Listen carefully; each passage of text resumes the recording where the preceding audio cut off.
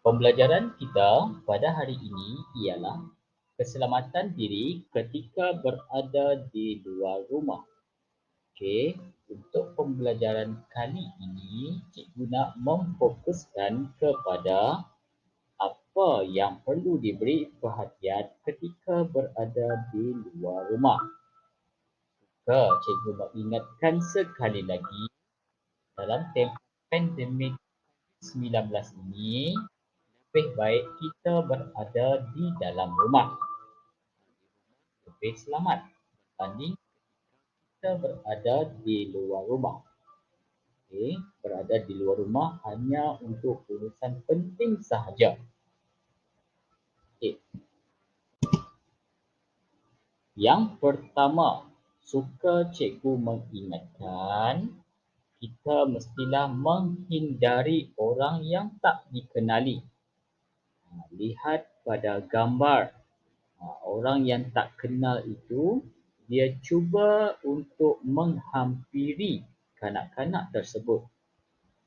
Macam-macamlah cara dia pujuk. Beri gula-gula, beri lollipop, hadiah. Okey.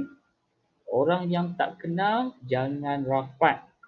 Jika ada seseorang yang datang ke rumah kamu, kamu tak kenal dia, cepat-cepat lari masuk ke dalam rumah dan panggil orang dewasa yang berada di dalam rumah.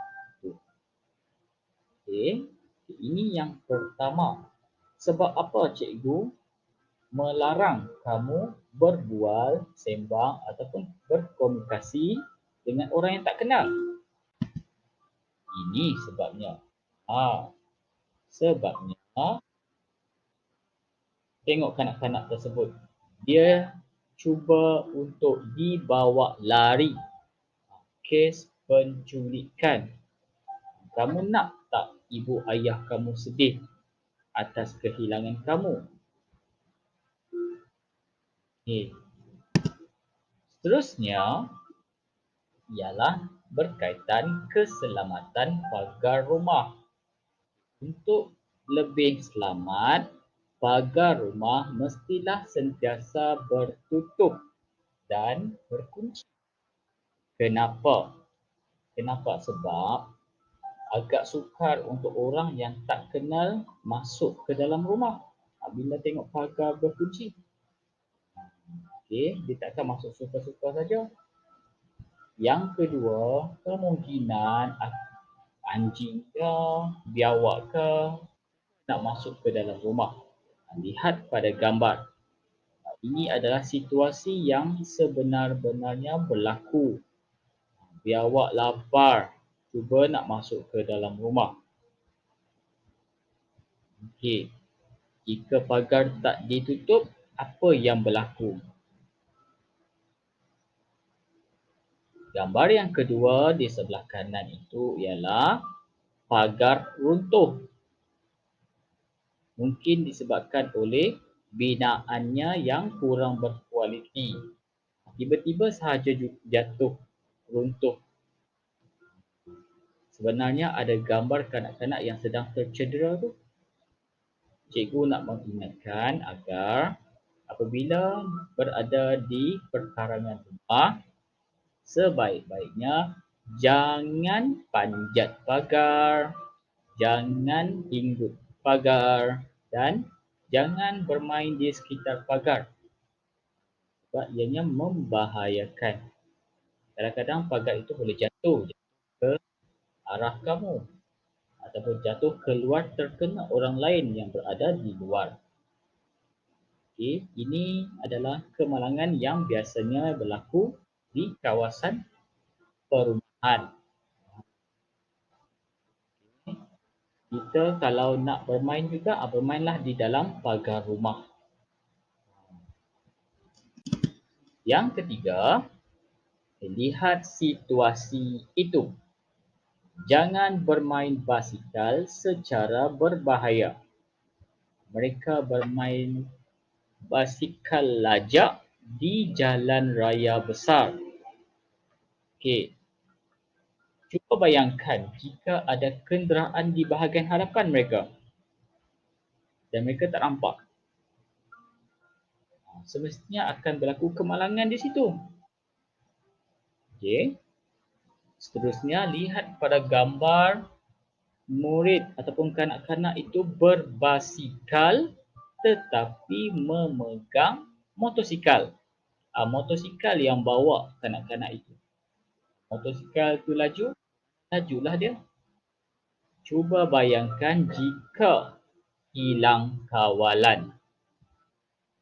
Dia akan langgar apa sahaja yang di depan. Gambar yang kedua pula ialah gambar kanak-kanak yang bermain menuruni bukit. Kamu tahu kan kalau turun bukit, basikal akan lebih lajak. Dia akan laju. Cuba bayangkan, cuba perhatikan ada kereta di hadapan tu. Cuba untuk membelok simpang. Kalau kereta itu tiba-tiba belok, kanak-kanak itu akan melanggar kereta itu. Dan berlaku juga kemalangan.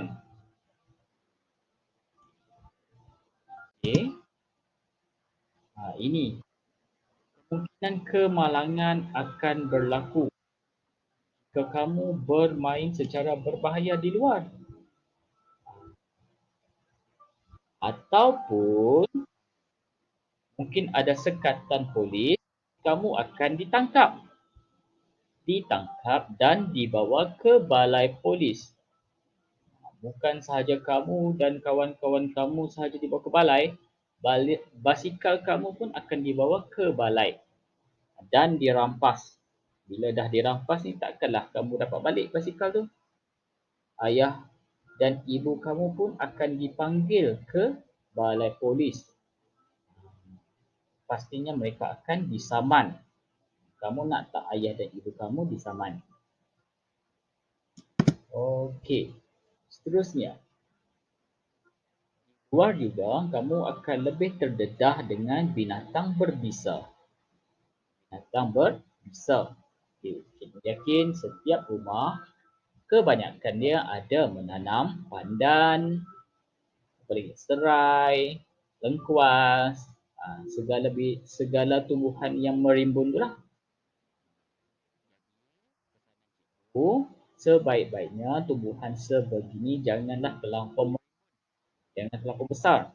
Sebabnya tempat sebegini adalah kegemaran bagi ular dan juga binatang liar. Lihat di gambar itu jari kanak-kanak itu untuk mengeluarkan bisanya. Dan juga Nipan kebiasaannya duduk di bawah pasu. Bawah pasu, mungkin bawah papan.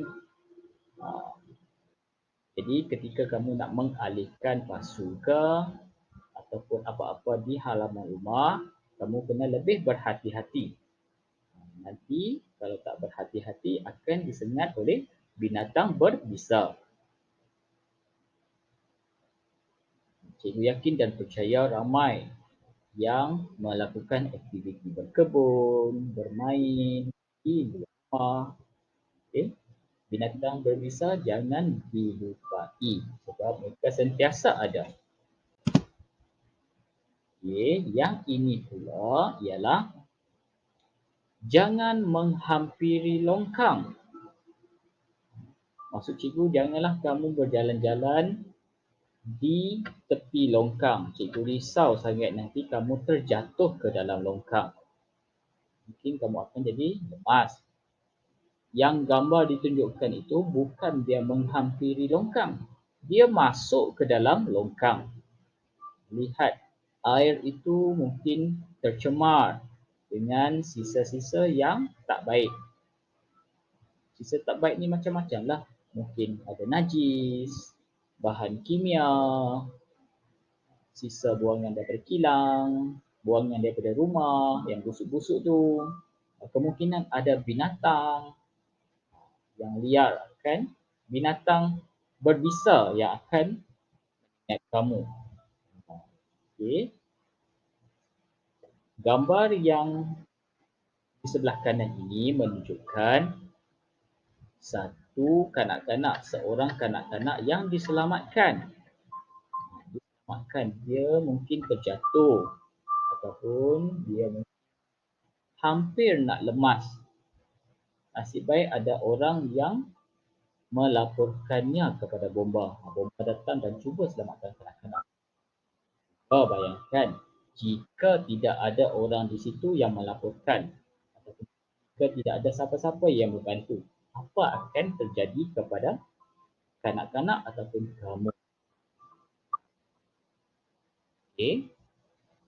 Di mana-mana pun jangan menghampiri kang.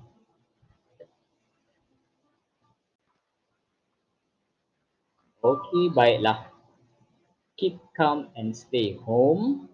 Maksudnya sentiasalah bertenang dan duduk di rumah. Kita jangan alfa ataupun leka sebab kita masih belum menang. Pesanan cikgu, duduklah di rumah sebab rumah lebih selamat. Hanya keluar rumah bila perlu dan jika terpaksa keluar rumah, kamu ikutilah SOP yang telah ditetapkan. Pakai face mask, guna kerap hand sanitizer dan sebagainya. Baiklah, terima kasih.